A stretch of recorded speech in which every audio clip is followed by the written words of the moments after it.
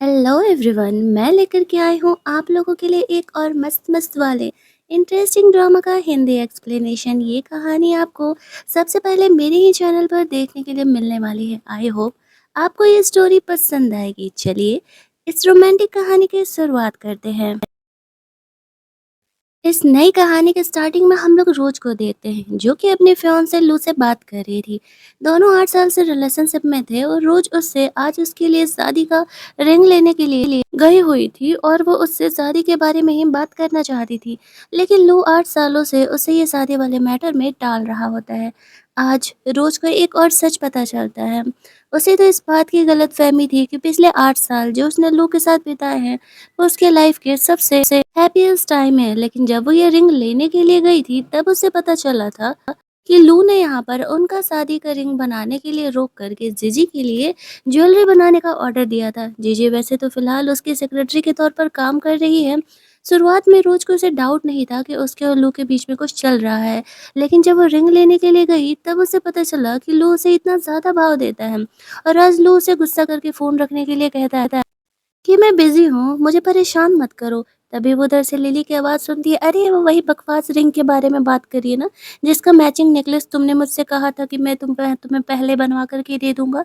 अब रोज़ उनकी बातों को सुन के समझ जाती है कि जो कुछ भी उसने ये सब कुछ सोचा था, लू के साथ शादी करके एक हैप्पी मोमेंट बिताने का, वो सब बेकार है और वो उसे चीट कर रहा है। फाइनली वो यही बात डिसाइड करती है लू से अपने रिश्ते को तोड़ने का और वो उसका दिया हुआ रिंग फेंक करके वहाँ से चली जाती है। उसने अपने साइड से लू से ब्रेकअप कर लिया था।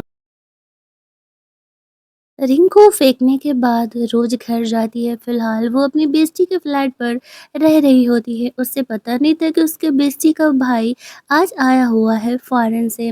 वो नॉर्मली अकेले ही रहा करती थी तो वो एज यूजुअल अपने ड्रेस को खोल करके फ्रेशन अप होने के लिए जा रही थी। तभी वॉशरूम से योजिन जो कि रोज की बेस्टी का भाई था वो निकलता है। उससे रोज ऐसे टकरा जाती है। उसे देख करके रोज घबरा जाती है और यूजिन को सॉरी सॉरी बोलते हुए कहती है कि आई एम सॉरी, मुझे नहीं पता था कि तुम आने वाले हो। ऐसा कह के वो ऑकवर्ड हो जाती है थोड़ा सा और वहां से पीछे लौटने लगती है। लेकिन तभी गलती से वो स्लिप करती है और यूजिन का बाथरूम उसके हाथ में आ जाता है, जिस वजह से कि उसका बाथरूम ऐसे खुल जाता है। रोज स्लिप कर रही होती है तो यूजिन उसे संभाल लेता है। अब ऐसे ही यूजिन को ऊपर नंगा पुंगा देख करके रोज यहाँ पर ज्यादा ही साई फील करने लगती है और वो यूजिन को सॉरी सॉरी बोलने लगती है। रोज को तो लग रहा था कि ये सब बस एक कोइंसिडेंट है, लेकिन यूजिन क्या प्लान करके आया है उसे तो पता भी नहीं था। रोज अपनी गलती के लिए माफ़ी मांग रही होती है और यूजिन उसे कहता है कि अगर तुम मुझसे माफ़ी चाहती हो इस गलती के लिए तो तुम्हें मेरे लिए एक काम करना पड़ेगा। रोज उससे पूछती है कि क्या काम करना है बताओ। तो यूजिन उसके पास जाने लगता है। रोज को लगता है कि कहीं वो उसे किस तो नहीं करेगा। वो इस चीज़ को लेकर के काफ़ी घबरा रही थी, लेकिन फिर यूजिन जानबूझकर के उसे छेड़ रहा था और फिर उसे छोड़ कर के बाहर हॉल में चले जाता है। रोज़ यहाँ पर सोच रही होती है कि ये तो थोड़ा ज़्यादा ही डेंजर वाला सिचुएशन हो गया। यूजिन ने उसे टच भी नहीं किया। थोड़ी देर बाद वो चेंज वेंज करके यूजिन से बात करने के लिए आती है, जहाँ पर कि वो यूजिन से पूछ रही थी कि बोलो मुझे क्या करना होगा। तभी यहाँ पर यूजिन के मॉम का उसे वीडियो कॉल आता है और वो यूजिन पर गुस्सा कर रही थी कि तुम वापस से वियर्ड बिहेव करने लगे हो। हमने तुम्हें वहाँ भेजा है तुम्हारे ब्लाइंड डेट से मिलने के लिए। तुम्हारी उम्र हो गई है, तुम्हें शादी वादी कर लेना चाहिए, लेकिन तुम तो कुछ भी सुनने के लिए तैयार ही नहीं हो और तुम तो अपने ब्लाइंड डेट पर भी नहीं जाते हो। तभी रोज वहाँ पर आई हुई थी। यूजिन रोज को अपने पास खींचता है और अपनी मॉम को कहता है कि मॉम मेरी गर्लफ्रेंड है। उसकी मॉम को भरोसा नहीं हो रहा था तो वो वीडियो कॉल पर रोज को भी दिखा देता है और बोलता है कि आपको याद होगा ये मेरी छोटी सिस्टर की बेस्ट फ्रेंड है। मैं और रोज ऐसे रिलेशनशिप में है। रोज को यूजिन की मॉम पहचानती थी क्योंकि कई बार उसने उन्हें अपनी बेटी के साथ देखा था। रोज़ बिहेव वाइज़ उन्हें काफ़ी पसंद थी, तो जब उन्हें पता चलता है कि यूजिन यहाँ पर रोज़ को डेट कर रहा है, तो वो ये बात जान कर के बहुत ही खुश हो जाती है। अब बेचारी रोज़ चाह कर के भी कुछ बोल नहीं पा रही थी। उसकी मॉम को वो इनडायरेक्टली समझाने का कोशिश कर रही थी कि वो और यूजिन एक्चुअल रिलेशनशिप में नहीं है, लेकिन उसकी मॉम इससे पहले की चीज़ों को समझ पाती, यूजिन बाय करके फ़ोन कट कर देता है। रोज़ समझ जाती है कि यूजिन उससे किस हेल्प के बारे में बात कर रहा था। वो काफ़ी ज़्यादा ऑकवर्ड फ़ील करने लगती है। यूजिन की नज़र यहाँ पे रोज़ के बैग पर पड़ती है, जिसमें कि वो अपना हाउस होल्ड रजिस्ट्रेशन लेकर के आई हुई थी। थोड़ी देर बाद जब रोज़ वापस से आती है, तो यूजिन इस बारे में उससे पूछता है। रोज़ उसे बताती है, जैसा कि आपको पता होगा कि मैं लू को डेट कर रही थी, बट अब मुझे पता चल गया है कि लू सिर्फ़ मेरा इस्तेमाल कर रहा था। जिस कंपनी में वो है, फ़िलहाल उस कंपनी के 15% शेयर मेरे पास हैं, और अगर वो मुझसे शादी करेगा तो वो 15% शेयर उसके हो जाएँगे, और इसी वज़ह से वो मेरा इस्तेमाल कर रहा था। उसका उसी के सेक्रेटरी के साथ अफ़ेयर चल रहा है, मुझे ये आज ही पता चला है। योजना से कहता है, तो तुम उन शेयर्स का क्या करना चाह रही हो? रोज़ कहती है, मुझे नहीं पता, मुझे नहीं समझ में आ रहा। मैंने लो से ब्रेकअप कर लिया है और मैं उससे पूरी तरीके से दूर रहना चाहती हूँ। योजना से कहता है कि इस मामले में मैं तुम्हारा हेल्प कर सकता हूँ। रोज़ पूछती है, कैसे? तो योजना से बताता है कि देखो देखो, तुमने उस कंपनी में शेयर्स क्यों रखे हुए हैं? पैसे के लिए, राइट? फर्स्ट थिंग कि मैं वो शेयर सेल करने में तुम्हारा हेल्प करूँगा। यू नो दैट ये इतना ईज़ी नहीं है, क्योंकि लू इस काम को करने देगा नहीं तुम्हें। इसी वजह से तो उसने तुम्हें अपने साथ रखा था। सेकंड थिंग, 8 साल के रिलेशनशिप के बाद तुम लू से इतनी आसानी से पीछे छुड़ाना चाहती हो, तो वो ये भी नहीं करने देगा। मेरे पास तुम्हारे लिए एक डील है। जैसा कि तुमने मेरी मॉम को बात करते हुए सुना, वो मुझे फ़ोर्स कर रही हैं ब्लाइंड डेट्स पर जाने के लिए, मुझे शादी करने के लिए, और मैं ये अरेंज मैरेजेस में बिलीव नहीं करता हूँ। मुझे सिर्फ़ एक कॉन्ट्रैक्ट पार्टनर चाहिए, ताकि मैं अपने पेरेंट को दिखा सकूँ कि हाँ, मैं एक्चुअल में मैरिड हूँ, और तुम वो परफेक्ट कैंडिडेट हो। तुम मेरा हेल्प ले सकती हो लू से पीछा छुड़ाने में, वो शेयर्स को सेल करने में। मैं तुम्हें प्रोटेक्शन और पावर प्रोवाइड करूँगा, और बदले में तुम मेरी फेक पार्टनर बन कर के मेरे पेरेंट्स से मिलोगी, और उन्हें ये भरोसा दिलाओगी कि हम एक्चुअल में रिलेशनशिप में हैं और साथ में काफ़ी खुश भी हैं। रोज़ के पास तो फ़िलहाल यूजिन का ये बात मानने के अलावा और कोई ऑप्शन नहीं दिखता है। कुछ सोचने के बाद वो यूजिन को कहती है कि ठीक है, वो उसके साथ शादी करने के लिए तैयार है। ये बात सुन कर के यूजिन काफ़ी खुश हो जाता है। ऐसा लग रहा था कि मानो उसका प्लान सक्सेसफुल होने वाला है। आफ्टर दैट वो दोनों नेक्स्ट डे शादी का सर्टिफिकेट लेने के लिए निकलते हैं। यूजिन रोज यूजिन के कार से जा रही थी, तो वो उसे प्यार से सीट बेल्ट पहनाने के लिए जाता है, जहाँ पर कि वो उसे उसका फेवरेट टॉफ़ी भी ऑफ़र करता है। रोज को नहीं पता था कि यूजिन को ये बातें कैसे पता है, लेकिन वो काफ़ी खुश थी। आफ्टर दैट वो लोग सिविल ब्यूरो जाते हैं। उनसे पहले एक कपल अपने शादी के फ़ोटोज़ ले रहा था। इसके बाद यूजिन और रोज की बारी थी। अब रोज़ के लिए यूज़न बिल्कुल एक स्ट्रेंजर के जैसा था, तो वो उसके साथ थोड़ी-सी ऑकवर्ड थी। लेकिन वो फ़ोटोग्राफ़र कहता है कि वो दोनों जब हस्बैंड वाइफ़ होने वाले हैं, तो दोनों को थोड़ा पास-पास आकर के फ़ोटो क्लिक करना चाहिए। तो यूज़िन यहाँ पर रोज़ का हाथ पकड़ कर के अपने साइड खींच लेता है और कहता है कि तुम्हें इन चीज़ों की आदत तो डालनी पड़ेगी। दोनों अपने शादी का सर्टिफ़िकेट फाइनली यहाँ पर ले लेते हैं। यूँ झटके में रोज़ जो लू के साथ रिलेशनशिप में थी, अब वो यूजिन से मैरिड है, उसे तो भरोसा ही नहीं हो रहा था। रोज़ कहती है कि मैं अपने पेरेंट्स से क्या बोलूँगी तुमसे इस शादी के बारे में। यूजिन उसे कहता है कि उन्हें कह देना कि मैं तुम्हें बहुत ही लंबे समय से प्यार करता हूँ, और मैं ये सब कुछ करने का प्लान कर रहा था। जैसे ही लू से तुम्हारा ब्रेकअप हुआ, मैंने इस सिचुएशन का फ़ायदा उठा लिया। रोज़ को ये आइडिया सही लगता है, और वो यूजिन को कहती है कि ठीक है, वो ये बात अपने मॉम को बोल देगी। दोनों वहाँ से निकल ही रहे थे कि अभी रोज़ को लू का मैसेज आता है। वो उससे मैसेज किया था कि शेयर्स के बारे में, कुछ कॉपरेशन के बारे में ऑफिस में बात करना है, तो वो ऑफिस आ जाए। पहले ऐसा होता था कि रोज़ तुरंत ही उसके मैसेज कॉल पर वो जहाँ बुलाता था आ जाता था। यहाँ पर यूजिन रोज़ को कहता है कि तुम्हें अब किसी से घबराने की ज़रूरत नहीं है। तुम मेरी वाइफ हो, और ये बात तुम्हें हमेशा ही याद रखना होगा। तुम्हें जब भी किसी चीज़ की ज़रूरत हो, तुम मुझे डायरेक्ट कॉल कर सकती हो। मैं तुम्हारे लिए अवेलेबल रहूँगा। रोज़ को इस प्रोटेक्शन, इस प्यार की आदत नहीं थी, और उनका ये रिलेशनशिप वैसे भी फेक है उसकी नज़र में, तो वो ये प्यार तो यूज़न से एक्सपेक्ट नहीं ही कर सकती थी। वो उससे कहता है कि ठीक है, फ़िलहाल तुम्हें अगर वहाँ नहीं जाना है तो मत जाओ। मैं तुम्हारे लिए लॉयर भेज देता हूँ उस कंपनी में। चलो, हम घर चलते हैं, जहाँ पर कि तुम अपनी बेस्टी से मिल पाओगी। ये बात सुन कर के रोज़ सोचती है कि ये भी सही है, उसे लू का सामना फ़िलहाल नहीं करना पड़ेगा, और यूज़िन का वो बात मान कर के उसके साथ घर चलने के लिए रेडी हो जाती है।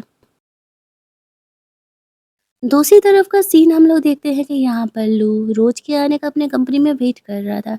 उसका फ्रेंड उसे कहता है कि तुम्हें नहीं लगता है कि रोज़ थोड़ा ज़्यादा ही भाव खा रही है? पहले तो उसने कभी इतना देर तुम्हें वेट नहीं कराया। तभी वहाँ पर एक लड़की आने लगती है, उसकी फ्रेंड को लगता है कि शायद वो रोज़ ही होगी, तो कहने लगता है अरे वो तुम्हें छोड़ कर के जाने ही कहाँ वाली है, वो लड़की तुमसे इतना प्यार ही करती है। लेकिन वो लोग देखते हैं कि वहाँ पर रोज़ नहीं आती है, रोज़ की तरफ से वो लॉयर आता है। लॉयर उसे कहती है कि रोज़ अपने शेयर सेल करना चाहती है, उसने तुम्हें पहले भी इन्फॉर्म किया होगा। लेकिन लू उसे कहता है कि वो मुझसे पूछे बिना ऐसा कैसे कर सकती है। लॉयर उसे कहती है कि वो एडल्ट है और ये शेयर्स उसके नाम पे है, तो उसकी जो मर्जी वो जो करे, उसे तुमसे पूछने की कोई ज़रूरत नहीं है। और हाँ, जैसे कि तुम्हें पता है कि मैं एक लॉयर हूँ, और अगर तुमने यहाँ पर रोज़ को इस मैटर में परेशान करने का कोशिश किया, तो ये तुम्हारे लिए सही नहीं होगा। ये बातें तो तुम काफ़ी अच्छे तरीके से जानते ही होगे। अब लू को यहाँ पर गुस्सा आने लगता है कि वो एक लॉयर को भेज करके लिटरली उसका इंसल्ट कर रही है, और वो तो खुद भी उससे मिलने के लिए नहीं आई। लू से कहता है ठीक है, तुम फिलहाल के लिए जा सकती हो, मैं खुद ही यहाँ पर रोज से बात कर लूँगा। उसके जाते ही वो यहाँ पर रोज को कॉल करता है। वॉइसमेल पर मैसेज आ रहा होता है, तो वो उससे कहता है जल्दी से आकर के मुझसे मिलो, और आकर के आज के बिहेवियर के लिए मुझसे माफ़ी माँगो, वरना मैं तुमसे शादी नहीं करने वाला। रोज़ उसके वॉइस मैसेज को ऐसे इग्नोर कर देती है जैसे कि वो उसे जानती ही नहीं हो। वो योजिन के साथ घर पहुँचती है। घर के मेड लोग सब रोज़ को काफ़ी अच्छे तरीके से ट्रीट कर रही थी। वो लोग घर में अंदर जाते हैं, जहाँ पर कि रोज़ फाइनली अपनी बेस्टी से मिलती है, और वो अपनी बेस्टी से मिल कर के बहुत ही ज़्यादा वाली खुश थी। वो लोग आपस में बातें-बातें कर रहे थे। उसकी बेस्टी को रोज़ का सारा सिचुएशन पता था, और वो उसके लिए खुश थी कि वो उसके घर की भाभी बन गई है। थोड़ी देर बाद रोज़ वॉशरूम जाती है, तो अपने भाई से रोज़ की बेस्टी कहती है, तुम जानबूझ कर के उस रात मेरे घर पर गए थे ना, क्योंकि तुम्हें पता था कि रोज़ वहाँ पर अकेले रह रही है। योजन उसे कहता है हाँ। तो उसकी बेस्टी उससे कहती, तुम्हें नहीं लगता है कि तुम्हें थोड़े से मुझे कुछ पैसे वैसे गिफ्ट्स वगैरह देना चाहिए, वरना अगर मैं रोज़ को बता दूंगी तो तुम जो इतनी मेहनत कर रहे हो उसे पटाने के लिए वो बेकार हो जाएगा। योजन यहाँ पर उसे थोड़े बहुत पैसे ऑफर कर रहा था, तो उसकी सिस्टर चिल्लाने लगती है कि रोज यहाँ आओ, मुझे तुम्हें कुछ बोलना है। फिर रोज इधर आने लगती है, तो फिर उसका भाई ऐसे पैसे बढ़ा देता है, तब जाकर के उसकी बेइज्जती चुप रहती है। रोज यहाँ पर आती है, वो पूछने लगती है क्या हुआ, तुम कुछ कह रही थी? तो उसकी बेइज्जती कहती है, नहीं नहीं कुछ नहीं, मैं तुम्हें बुला रही थी खाने के लिए। वो लोग सब यहाँ पर बैठ करके खा रहे होते हैं, तो यूजिन रोज को कहता है कि तुम खाओ, तुम्हें जो खाना है इसे अपना ही घर समझो। और वो अपने सिस्टर का प्लेट लेकर के रोज को ऑफ़र कर देता है, क्योंकि उसमें उसने प्रॉन वग़ैरह रखा हुआ था। अब इतना केयर वो रोज़ का कर रहा था, तो यहाँ पर ये चीज़ें तो रोज़ को भी दिख ही रही होती है। योजिन अब तक जो सिर्फ़ उसके लिए अब तक बेइज़्ज़ती का भाई था, वो अब उसका हस्बैंड है। चीज़ें कुछ इस तरीके से उसके लिए टर्न्ड आउट हुई थी, और ऊपर से योजिन का रोज़ का इतना केयर करना भी उससे पच नहीं रहा था। बेचारी उसकी सिस्टर, ये लोग साथ में बैठ कर के कोल्ड ड्रिंक वगैरह भी पी रहे थे। अभी यहाँ पर योजिन को तो रोज़ के साथ अकेले में समय बिताना था, लेकिन उसकी सिस्टर उसे जान ही कहाँ दे रही थी। थोड़ी देर बाद वो लोग रोज़ के कमरे में जाते हैं, जहाँ पर कि उसकी सिस्टर से पूछती है उसकी बेस्टी कि तुम्हारे पास इतने कम कपड़े क्यों हैं? रोज़ उसे कहती है तुम्हें याद है लू से ब्रेकअप के समय जब मैं अपने कपड़े लेने के लिए उसके घर पे गई थी, तो मैंने यहाँ पर जीजी के ही सेम ब्रांड के ड्रेसेस देखे थे, और इसके बाद मुझे कभी उस ब्रांड का ड्रेस लेने का मन ही नहीं किया। उसकी बेस्टी को रोज़ के लिए काफ़ी बुरा लग रहा होता है, और तभी वहाँ पे यूजिन आता है। उसकी सिस्टर उसे कहती है कि ये वाइफ़ है तुम्हारी, तुम्हें नहीं लगता कि इसके पास काफ़ी कम कपड़े हैं, और तुम्हें इसके लिए स्पेशल डिज़ाइनर को बुला कर के कोई ड्रेस वगैरह डिज़ाइन कराने चाहिए। यूजिन उसे कहता है कि रोज़ को जो चाहिए वो उसे प्रोवाइड करने के लिए रेडी है। अगले दिन का सीन हम लोग देखते हैं, जहाँ पर कि रोज शॉपिंग करने के लिए गई हुई थी। उसे यूजिन ने अपना कार्ड दिया था, और वो उससे बोला था कि इससे तुम्हें जो खरीदना होगा खरीद लेना। रोज इस बात को सोच करके सोच रही होती है कि अब तक यूजिन ने वैसे भी उसका बहुत ही हेल्प किया है, तो वो यूजिन को कुछ गिफ्ट करना चाह रही थी, भले ही ये उसके पैसे से हो। यही सोचते हुए वो उसका कार्ड लेकर के शॉपिंग करने के लिए चली जाती है। जब एक शॉप में जाती है, तो उसे वहाँ पर एक कफलिंग काफ़ी पसंद आता है। जो हेल्पर थी वो रोज़ को कह रही होती है कि ये हमारे लिमिटेड एडिशन में से एक है। आपकी पसंद तो काफ़ी अच्छी है। यूजिन यहाँ पर ध्यान से जब देखती है, तो उसे एक्चुअल में वो कपलिंग एक नज़र में ही पसंद आ गए थे, और वो इमेजिन भी कर रही थी कि यूजिन पर ये कपलिंग कैसे लगने वाले हैं। वो हेल्पर को ये कपलिंग पैक करने के लिए बोल देती है। उसने पेमेंट यूजिन के कार्ड से किया था। शॉपिंग करने के बाद जैसे ही वो वहाँ से लौट रही थी, तो कॉरिडोर में वो लोग के फ्रेंड से मिलती है। लू का फ्रेंड उससे वो कफलिंग छीन लेता है और कहता है कि तुम कितनी बेशरम हो गई हो। कल पूरे दिन लू तुम्हारे आने का वेट कर रहा था, तुम शेयर होल्डर की मीटिंग में नहीं आए और यहाँ पर उसके लिए गिफ्ट खरीद रही हो। रोज उससे अपना वो गिफ्ट वापस मांगती है तो उसका फ्रेंड कहता है वैसे भी ये लू के लिए है, वो कंपनी जाएगा थोड़ी देर में तो उसे दे देगा। रोज उसे कहती है किसने कहा कि ये गिफ्ट उसके लिए है, मेरा गिफ्ट वापस करो। गुस्से में आकर के उसका फ्रेंड वो गिफ्ट फेंक देता है और कहता है कि तुम्हारे इन्हीं हरकतों की वजह से लू ने कभी तुमसे शादी करने के बारे में सोचा ही नहीं। रोज जल्दी से जाकर के चेक करती है कि वो कफलिंग ठीक तो है ना, तो वो टूटे नहीं थे, वो ठीक थे।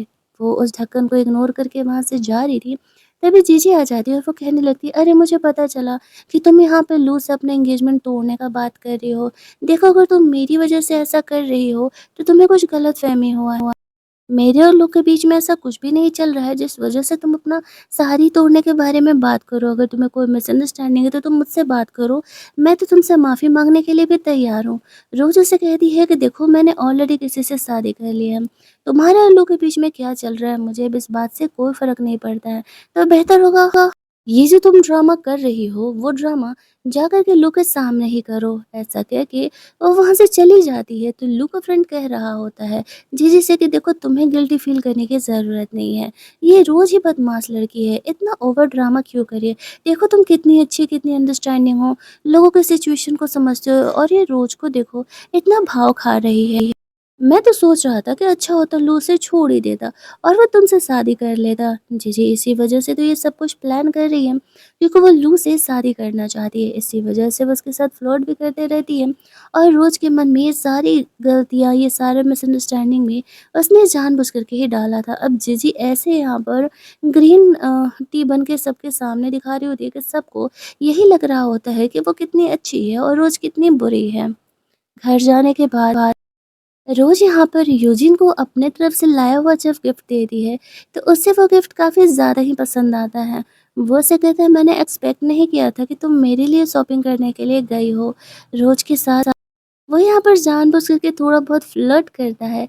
रोज को इस बात का एक्सपेक्टेशन नहीं था, वो बहुत ज़्यादा ही शाय फील करने लगती है। यूजिन उसे कहता है डोंट वरी, मुझे तुम्हारा गिफ्ट बहुत ही पसंद आया और वो हमेशा ही अपने साथ रखने वाला हूँ। इधर हम लोग देखते हैं कि अगले दिन रोज को मजबूरी में लू के ऑफिस जाना पड़ता है। यूजिन के साथ रोमांटिक सीन करने के बाद वो ऑफिस पहुंचती है जहां पर कि लू और जीजी दोनों चिपके पड़े थे। रोज उनके इस बिहेवियर को इग्नोर कर देती है। लू यहाँ पर जीजी को एक ब्रेसलेट गिफ्ट कर रहा था, वो रोज को यहाँ आते हुए कहता है कि ओह तो फाइनली तुम जॉब पर वापस आ गई। रोज उसे कहती है कि हाँ लेकिन मैं यहाँ पर ज़्यादा दिनों के लिए नहीं टिकने वाली हूँ। लो यहाँ पर रोज को अपने साथ बिजनेस मीटिंग में चलने के लिए बोलता है तो रोज उसे कहती है मेरा ऑफिस का टाइम ख़त्म हो चुका है। यहाँ पर वो नोटिस करता है कि रोज ने शादी का रिंग पहना हुआ है, वो उस पर गुस्सा करने लगता है ये रिंग उसे किसने दिया। तभी वहाँ पर यूजिन आ जाता है और वो रोज के लिए एक्चुअल में लंच लेकर के आया हुआ था। रोज यहाँ पर लो को कहती है मिलो इससे, ये मेरा हस्बैंड है। अब लो को यहाँ पर पता नहीं था कि यूजिन एक्चुअल में इतना ज़्यादा रिच है। उसे ऐसा लगने लगता है कि शायद रो ये सब कुछ उसे गुस्सा दिलाने के लिए कह रही है। अभी 2 दिन पहले उसने उससे ब्रेकअप किया और वो इतनी आसानी से किसी से भी कैसे शादी कर सकती है। रोज उसे कहती है तो शादी करने के लिए 4 साल थोड़ी ना लगते हैं, वैसे भी इतने साल मैंने तुम्हें डेट करके देख लिया और तुमने मुझे क्या दिया, चीट। आई नो तुम्हारे और जीजी के बीच में क्या चल रहा, वैसे भी मैं अब किसी और से शादी कर चुकी हूँ, तो तुम मुझे परेशान अब मत ही करना। यहाँ पर यूजिन के हाथ में वो कफलिंग देखता है तो समझ जाता है कि उसका फ्रेंड जो कह रहा था कि रोज ने अपने हस्बैंड के लिए कफलिंग खरीदा है तो यही यूजिन के लिए उसने वो बाय किया होगा। अब रोज के उसके साथ वहाँ से बाहर निकलती है तो यहाँ पर जीजी लोग को कहने लगती है आई थिंक कि रोज़ यहाँ पर हमारे रिश्ते को गलत समझ रही है, तुम कहो तो मैं जाकर के उससे सॉरी बोलूँ, उससे माफ़ी माँग लूँ। लो से कहता है अरे नहीं इसका ड्रामा है, वो 4 दिन में वापस आ ही जाएगी, देख लेना, मेरे अलावा उसे कोई और भाव नहीं देने वाला है। ये जो वो हार्ड टू गेट प्ले कर रही है तो वो ज़्यादा दिनों की एक्टिंग नहीं चलने वाली है। जीजी तो ये बात सोच कर के खुश थी कि फाइनली यहाँ पर रोज़ ने जब किसी और से शादी कर ली है तब लू उसका है।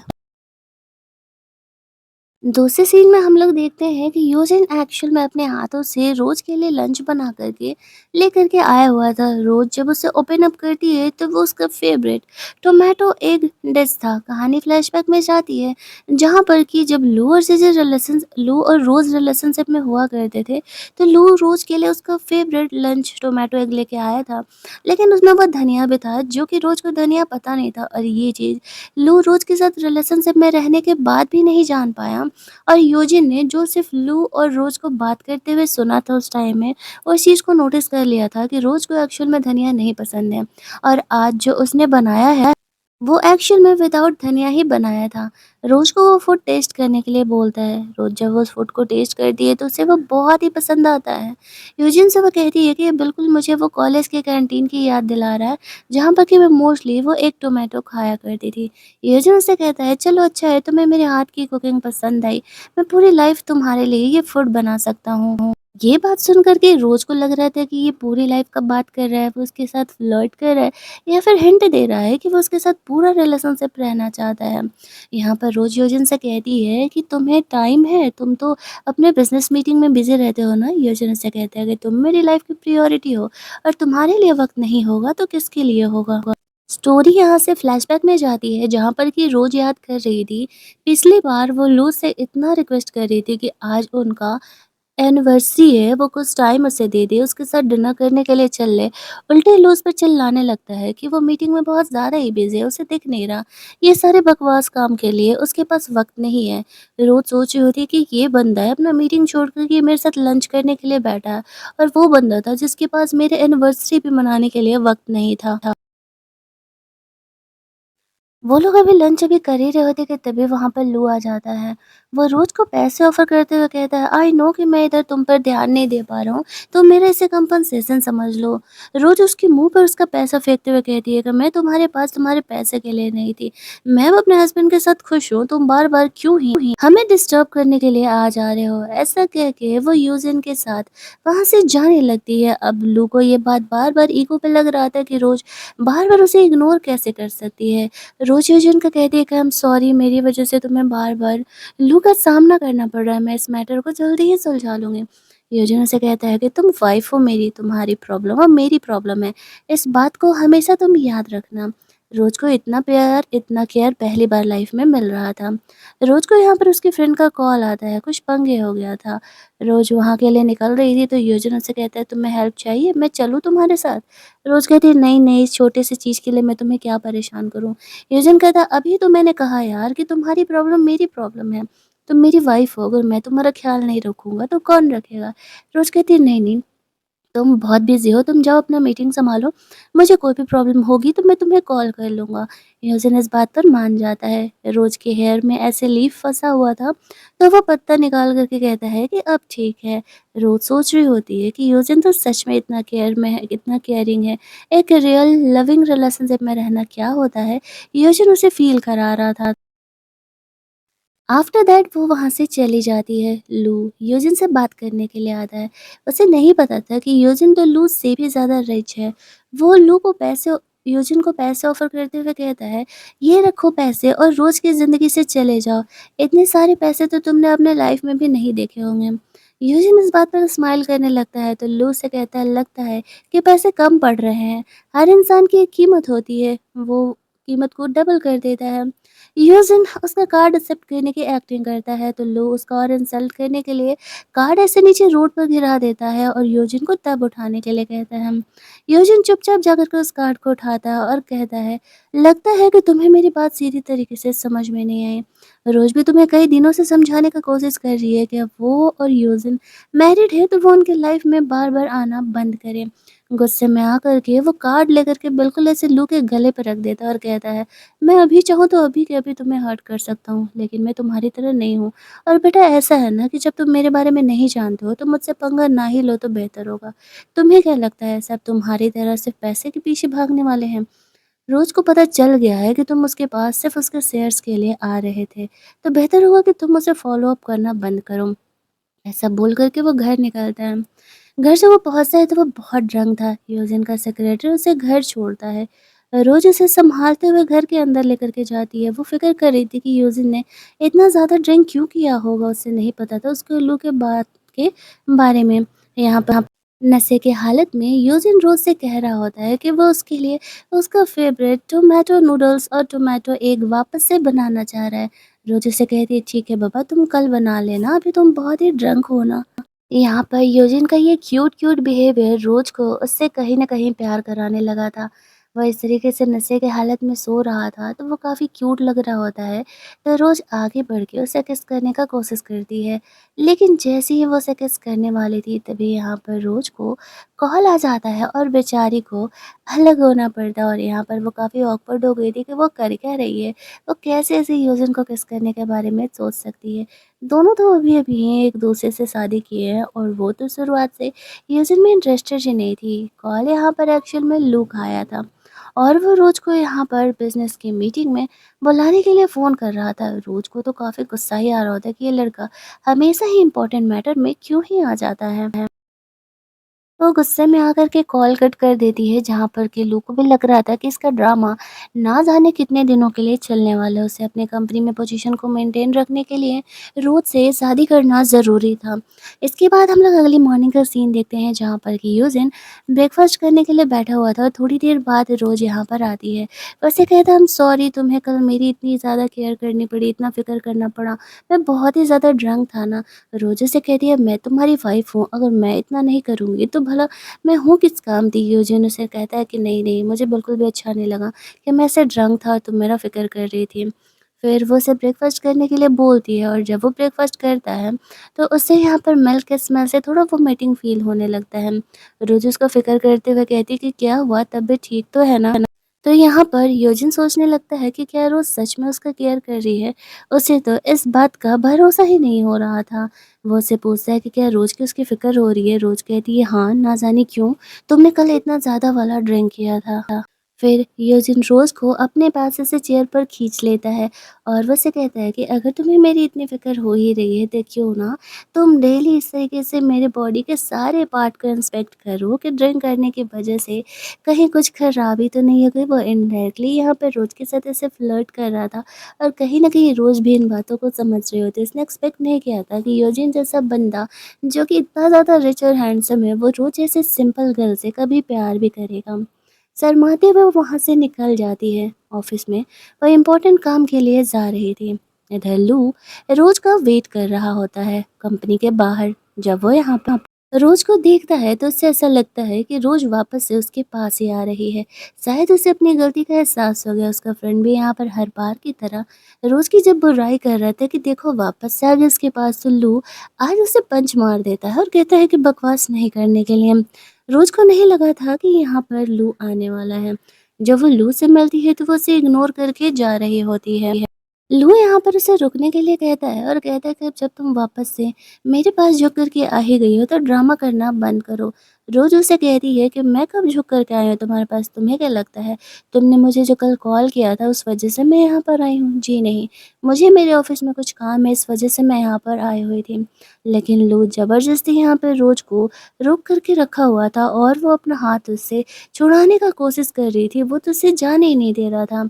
लास्ट में यहाँ पर यूजिन रोज़ को सेव करने के लिए आ जाता है और वो गुस्से में लू को ऐसे पंच मार देता है और कहता है कि लगता है कि पिछली बार की वार्निंग तुम्हें समझ में नहीं आई थी, इस बार तो सिर्फ पंच आया है ना, दोबारा अगर रोज़ को तुमने परेशान किया तो ये इतना सिंपल नहीं होने वाला है। फिर वो रोज़ का फिक्र कर रहा होता है कि वो ठीक तो है ना। रोज़ कहती है कि हाँ वो ठीक है।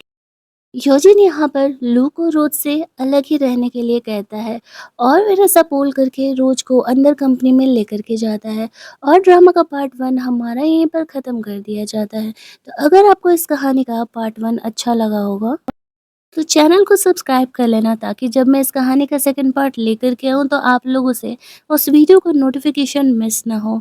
वीडियो को लाइक और शेयर करना मत भूलना।